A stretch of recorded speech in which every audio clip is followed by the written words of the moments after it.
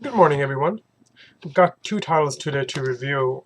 One of them is Cyberforce number 1, the new one, the free one actually, the one that came out.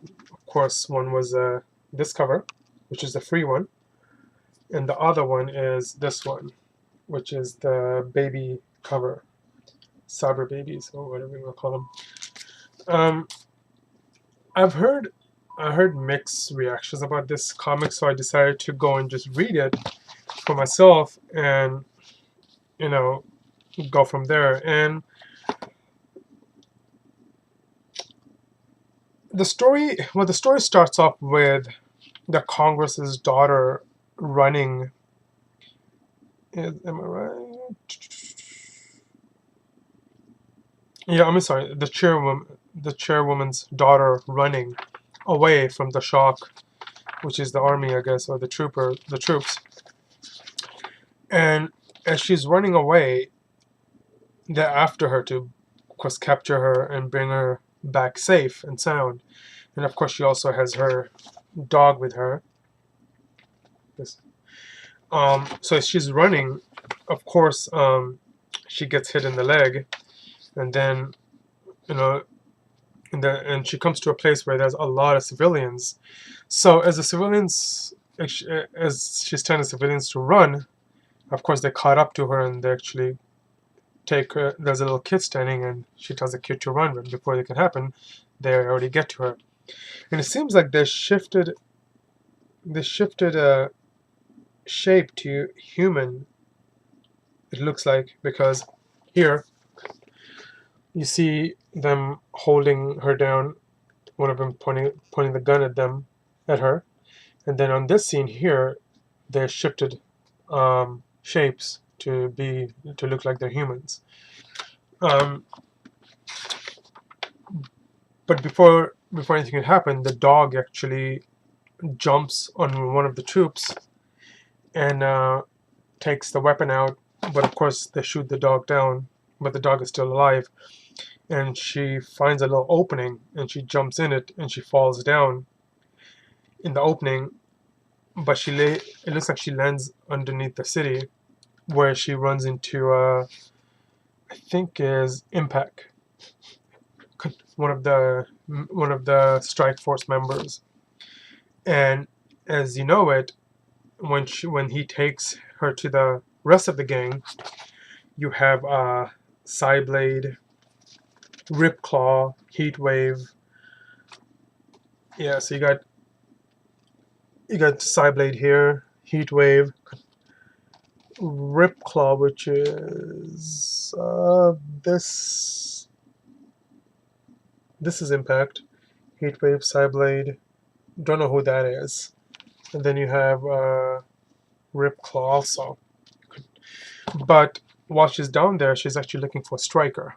You know, so they're like, you know, I guess the Strike Force once was part of Shock, but they went on their own to become this rebellious team, but also wanted to assassinate the chairwoman, which is her mom.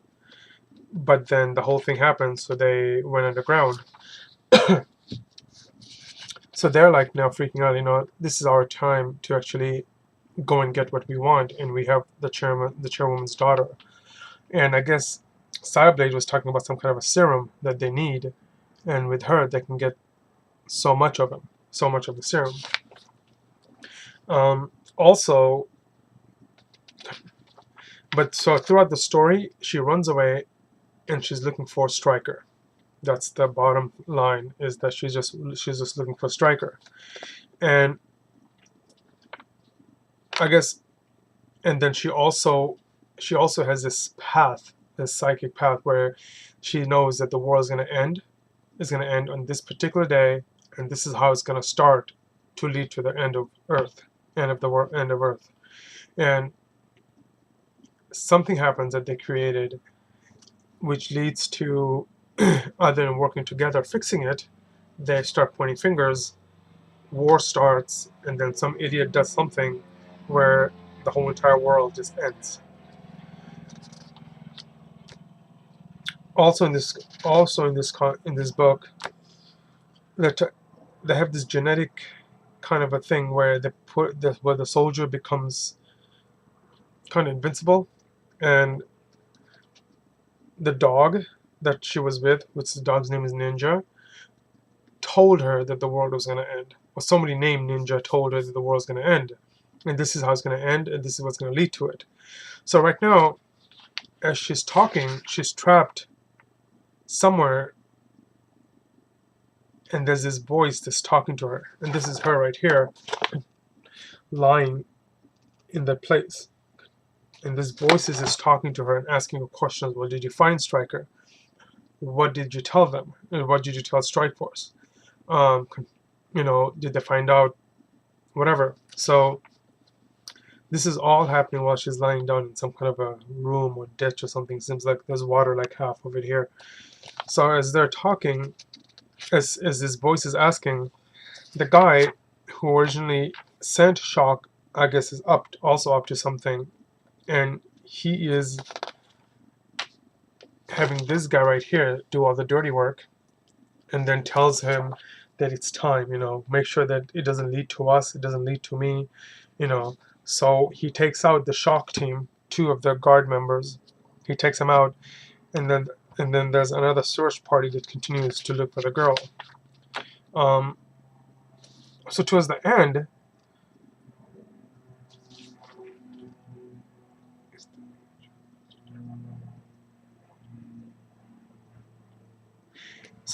towards the end, it's saying, is the chairman's daughter here?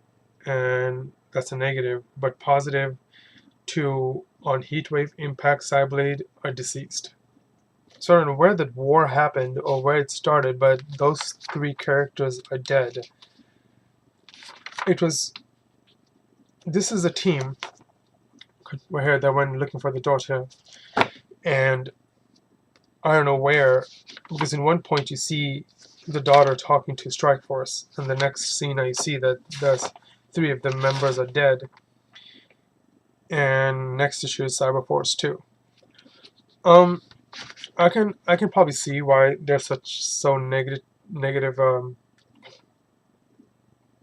feedback towards Cyberforce, because everybody in the Cyberforce just looks different. It has nothing to do with this cover that I got from the old version of the Heatwave from the 90s.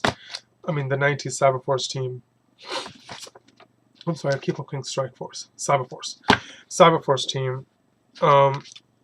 Stryker is dead, but then they're saying Stryker's this old guy. Why the hell do you need him? Kind of a thing going on. So Stryker looks like is the main focus on finding Stryker. And then, of course, the world will end this way, so that she's trying to prevent it from happening. The art was nice. Story kind of confusing because it jumps back and forth, but it does show that all the stories being told is from this first page here, where she's lying, and there's a voice that's talking to her, which later on I found out that, of course, it was the Shock team itself, one of the bosses and one of the troop leaders, I guess. It's talking to her while the team is searching for the daughter. I'm definitely gonna pick up the second one just to find out what happens, because Cyberforce is one of my favorite teams from the 90s. It's free, so why not pick it up? Buy it. Pick it up and read it. And again, it's free. So, yeah. The next title is Lot 13 from DC, which the story is by Steve Niles and the art is by Glenn Fabry. This book should have been under Vertigo, not DC, because it's a horror comic and it's more atmosphere of DC than it's more atmosphere of Vertigo than DC. It starts off in the year 1670, in Fairfax County, Virginia, where I guess in those days God is they go based on God if they're gonna punish you. And there's this town where this guy, Robert Richard Waits, he killed himself. No, killed his kids, killed his wife, then killed himself, which is right here. And the town is, you know, they accuse of mortal sin and crime. So even if you're dead, they'll drag your body dead, and they'll still um, judge you or convict you, sin or not sin, guilty or not guilty. Even if you're dead, they'll take your carcass and put you there and do the whole the court thing. And I mean, this drawing here, I mean, the art is pretty good. I can't say anything bad about it. But to me, it looks more like a Vertigo comic from the DC line than DC itself. Because I mean, look at that, the face of this lady, and then the 3 dead kids. That's the husband.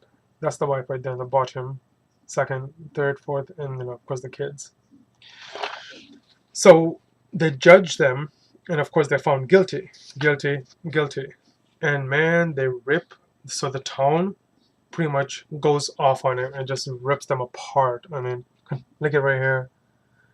The bodies are being tossed around here. Then of course the guy with the bat just being the bloody. I mean, they're already dead, so you can't kill them anymore. Then the body gets thrown, and then it shows this little girl's face right here, and the eyes are open, and they're dead. So yeah. So it goes to now, which is present, Lot 13, chapter 1, which becomes to this scene right here. It shows a family, 3 kids, the parents, of course. Now they're moving, and they're moving 2 hours away. They just bought a house. They're moving 2 hours away from where they are now. So the father, of course, the parents are moving everything, and the kids, they're packing everything up, and they're ready to go. So they take off. They get this van here. Right here, they get this van. So as they're going and they're crossing the border, I guess going to the town, they see something and they run it over, which is of course a person. But when they get out of the car, there's nothing there. It's gone. And then, so they get to the house.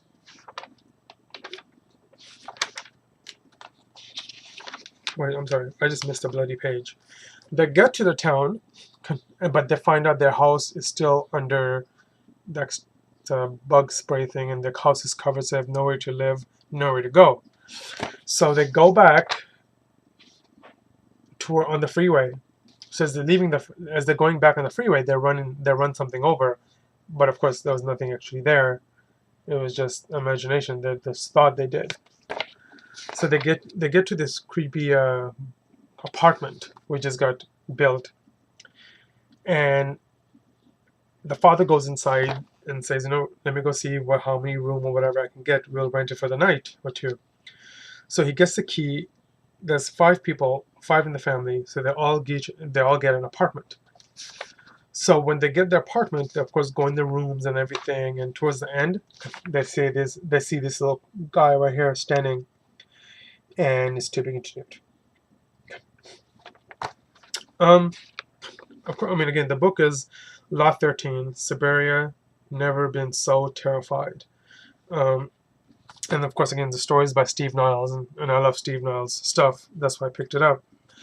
The starting was pretty interesting, of how they were judging people even if they're dead. But then quickly, okay, it was only 1 page or 2 pages, and it turns back to this. I mean, there's a lot of explaining to do. All it did was this in 1670, this is what happened, and it jumps to present. And it pretty much just talked about the family packing up, the kids not liking it, they're leaving their friends behind, but it's 2 hours away. They get to the house, it's not ready, they'll go rent an apartment. They'll get a room. It was interesting, but it was, of course, had that slow pace to it. The art is good. I have no complaint about the art. The story, it seems like it's gonna get interesting. It was kind of slow, but it seems like it's gonna get really interesting.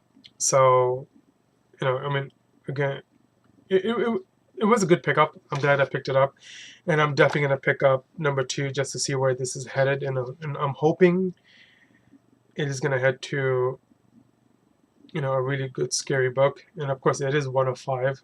So yeah. So those are my 2 reviews: Cyberforce and Lot 13. And I also picked up Fatale number 9, which I haven't read yet, but yeah, by Ed Brubaker. I love the guy's stuff. All right, so yeah, that's about it. Thanks for watching, guys, and have a great week.